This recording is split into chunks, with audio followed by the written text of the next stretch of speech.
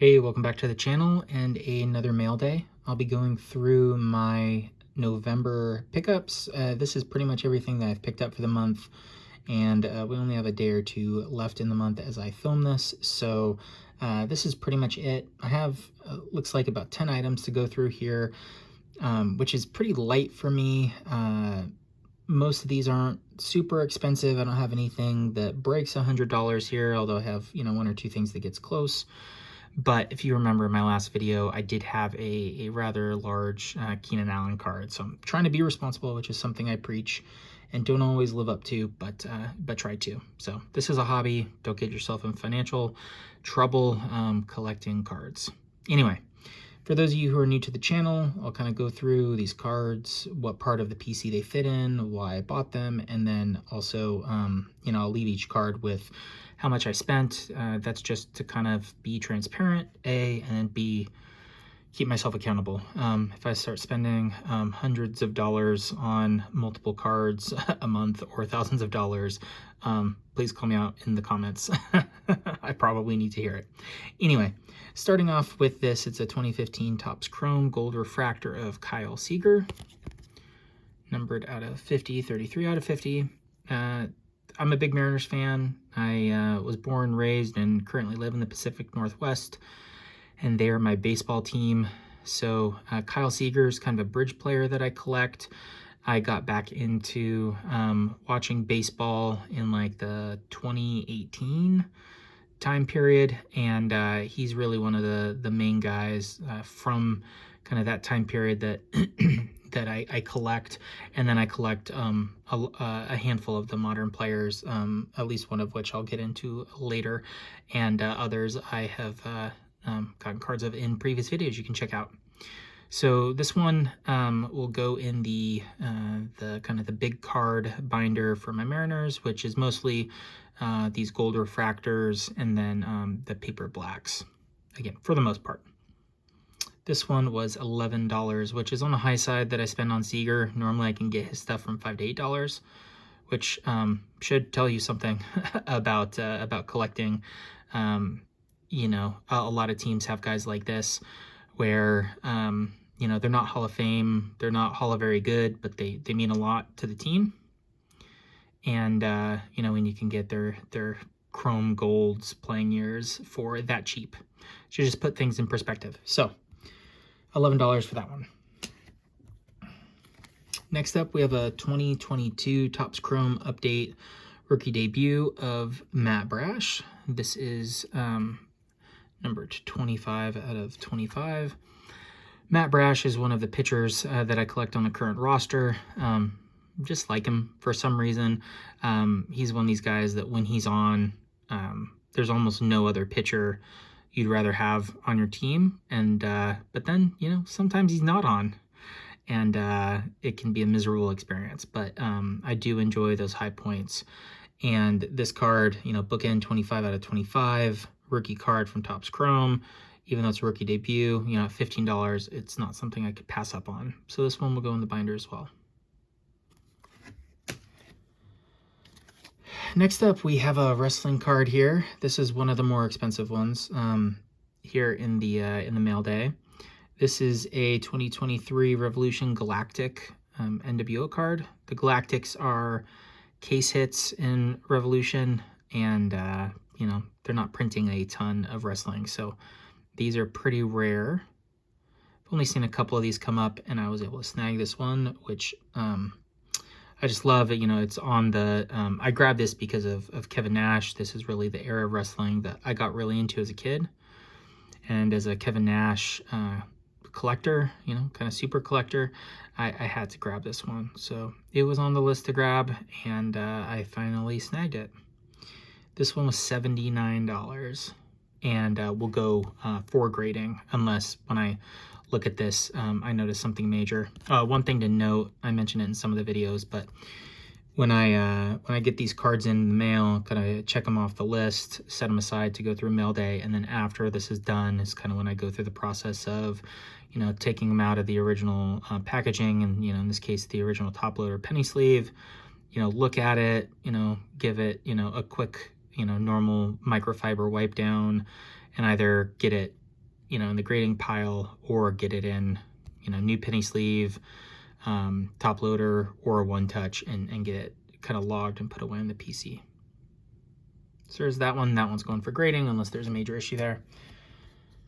This next one is also going to go out for grading, even if there's an issue, which, there are issues here. This is a 2013 Topps paper black rookie of DeAndre Hopkins, 35 out of 58. This is, I believe, the largest purchase of the mail day. This was an eBay purchase. There is one on ComC right now that I'm also thinking about buying. It's actually a little cheaper than this one, but it looks like it's a little bit more damaged to me, at least as far as kind of the zooming in on the pictures of ComC is concerned. I've really shrunk the DeAndre Hopkins collection over time, just as I am trying to, like I've said before, be responsible for things, not just financially responsible, but, space-wise, and as I have a bunch of other player collections and team collections that I'm trying to throw some money at as well. So all that being said, this paper black is one of the few Topps paper rookies that I still needed, and so I was really happy to snag this one. This will go in for grading, even though there are some issues. Haven't really given it a good look, but right now it looks like it's probably an 8, which is fine to me. I may also buy that ComC version, send that in, and then just keep whichever one's higher and sell the other one and grade it, and even if I'm taking a slight loss on it, just so I have another shot at it. But these blacks don't come up very much. I also collect Keenan Allen, and the same year, same set, and they're very rare. So this one was 97 bucks. This is the one that almost broke the $100 threshold. Not quite. Next up, this is actually a 2-card lot from DC Sports 87. I've mentioned on here before, but they're a seller I buy from a lot on eBay. Normally what will happen is there will be a card that I want, like this one. This is a 2021 Pro Debut Chrome Gold Refractor out of 50 of George Kirby. He's a Mariners pitcher, hopefully probably future Cy Young Award winner. He's one of the Mariners that I collect from the current roster. This is a minor league card, but it is the Everett Aqua Sox, which is the Mariners affiliate, which made me more interested in this. It's not like, he was playing for, some other team's minor league team, and then he got, he came over or whatever. This is a local team as well up in Everett. And so a card that I wanted at $9, and I thought that, $9 or $10 was more than fair for this. And that includes the full, $5-ish shipping charge from DC Sports 87. So since I bought that, I went looking to see what else they had. And the answer was, at that time, not a lot that I was interested in, but there was this on-card auto from Skybox Autographics. And it's George Lynch, which, if, George Lynch is watching, or any friends, family, or big fans, is just not a player that I know much, if anything, about. But the Grizzlies are a team that my kids like, just grizzly bear sort of thing. Got young kids, and autograph cards are a good incentive for them to get chores done and stuff. So this one I'd pegged at $3, which is basically the 2 something that the card costs, plus tax, plus a couple pennies of the shipping, just to kind of make it an even $3.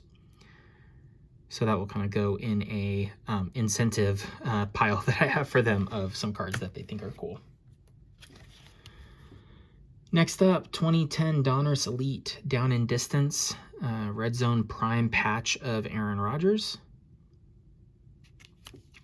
This one's numbered 31 out of 50. This is a, and it's also, I didn't link on that too much. This is game worn. This belongs in a kind of specific PC I have of Rodgers, which is, 10 to 25, 30-ish dollar, mostly numbered, mostly in the 2000s or 2010s, game used, game worn patches. it's a good sweet spot for me. I can grab them, you know, don't feel too bad. They're not taking away from, not taking significantly away from other player PCs. It's not something that comes up all the time. You know, normally they're more than, you know, 30 bucks. But when I can add them, you know, it's pretty nice. I'm up to, you know, 7, 8, 9, 10, I think, of them so far. And this one was $22, so fits right into that. Next up, and we only have a couple more here, I have the 2022 Mosaic Stained Glass of Aaron Rodgers. So some back-to-back Rodgers cards there. This one was a Instagram purchase. I believe I paid $45 for it. That sounds right. Since it was an Instagram purchase and it was all via DMs, I didn't go back to look at that, but I'm fairly confident that it was 45. May have been 35. Anyway, under 50 bucks, not a lot of money here. It's under the going rate, and you know, this is one of these cards that I knew I would end up picking up. Didn't need it graded, didn't need it in a gradable condition. You know, it's a little you know, left to right over here, it's a little heavy on this side, a little light on this side. But I have, I think this is the end of the run here for me. I have all of the stained glasses from Mosaic and Prism, I believe, of Rodgers in the Green Bay uniform. So there are some from like the collegiate, Prism collegiate that I don't have. And then there's one in the most recent Prism, I believe, that has him in a Packers, or maybe it's the most recent Mosaic. Anyway, that has him in a Jets jersey, not a Packers jersey. So this is probably the end of the road for me. I have one that is in a, I think, PSA 8 slab that I'll probably crack out, and then I'll have a full run in one touches. I might do a Instagram post or a short video on here when I get that done. But I think this is it for me. Not really interested in him in a Jets jersey for the PC, and not really interested in post-playing days when I imagine if he's still in sets like this, he'll revert back to a Packers jersey. So, like this one, 35 or 45 bucks, somewhere in there, and a great deal. Two graded cards to kind of end things. Right here, we have a 2013 Spectra. This is the Rookie Revolution Gold out of 10. 7 out of 10. Keenan Allen. This is in an SGC Mint Plus 9.5. Keenan Allen, DeAndre Hopkins. I'm basically collecting the same cards of these guys, which is almost all of their rookie golds, their Prism golds, their select golds, and then some of their other rookie cards, like some of their chrome cards, some of their Topps papers, like I'd mentioned with DeAndre Hopkins earlier with that paper black. This was $75, which I thought was a great deal. I've had the green in the past. I think I've had the red in the past. I've got the gold. And last up, 2021 Prism Gold out of 10, AJ Green. This one is in a PSA 8. And I'm not sure, you know, when I looked this over, I didn't notice anything crazy. It's well centered. You know, not perfectly centered, but well centered. I didn't notice any major corner issues. You know, when I kind of look at it a little bit, there might be some surface issues, but I wonder how much of that is an actual surface issue and how much of it is like nasty fingers touching it or something. So I've honestly thought about cracking this out and taking a look. I have this in a PSA 10, but I bought this one for $36. And at 36 bucks, I couldn't really pass on it. You know, it being a Playing Days Prism Gold out of 10. I figure worst case scenario, this is maybe good trade bait, you know, this and some cash for a different year Gold Prism, or for something else, AJ Green.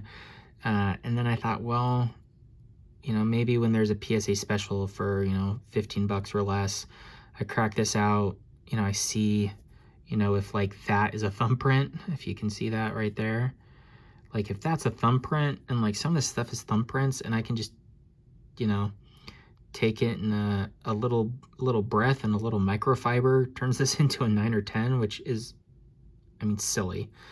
But if that's the case, then I'd kind of be stupid not to do that. And then, you know, again, just use it for trade bait. Try and find another AJ Green collector who has a multiples, or who would rather have this in cash than whatever it is that I would like from them. So 36 bucks here, and that wraps up the relatively short November mail day.